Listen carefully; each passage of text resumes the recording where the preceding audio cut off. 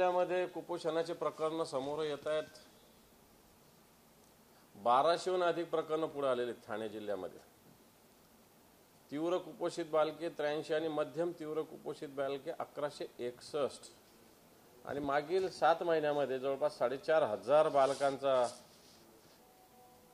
बालकांना कुपोषणाचा फटका बसलेला आहे आणि त्याच्यामध्ये बालमृत्यूचं प्रमाण सुद्धा वाढलेलं आहे।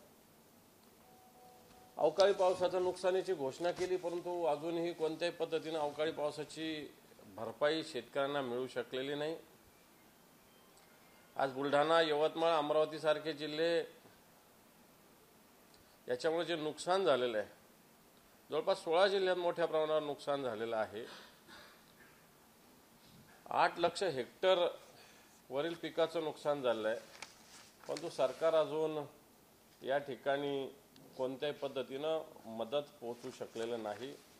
आणि सगळ्यात महत्त्वाचं की यवतमाळमध्ये झालेल्या आत्महत्या, कोरोनाचा व्हेरिएंट नव्यानं या महाराष्ट्रामध्ये शिरकाव करतोय। जवळपास 9च्या वर रुग्ण कालपर्यंत आपल्याकडे होते, हे वाढू शकतात कारण आधीचा आपल्याला अनुभव अशाच पद्धतीने।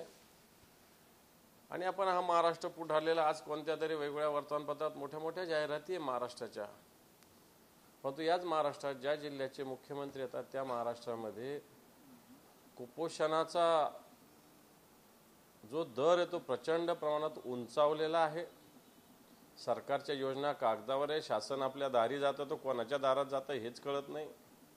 सर्वसामान्य माणसांच्या दारात जातं का कॉन्ट्रॅक्टदारांच्या दारात जातं का उद्योजकांच्या दारात जातं, अशा प्रकारची स्थिती आताच्या घडीला निर्माण झालेली आहे। जे ते ज्याच्या त्याच्या राजकारणात गर्क आहे। प्रत्यक्षात या महाराष्ट्रातील शेतकरी असेल, कुपोषित बालक असेल आणि नव्यानं जे कोरोनाचा व्हेरिएंट येतो याच्याविषयी सरकार कुठेही जागरूक नाही, अशा प्रकारची स्थिती आताच्या घडीला आहे। देश विदेशातील प्रत्येक घडामोडींचे लाईव्ह अपडेट मिळवण्यासाठी आता साम टीव्हीच्या सर्व सोशल मीडिया प्लॅटफॉर्मला लाईक, फॉलो आणि सबस्क्राईब करा।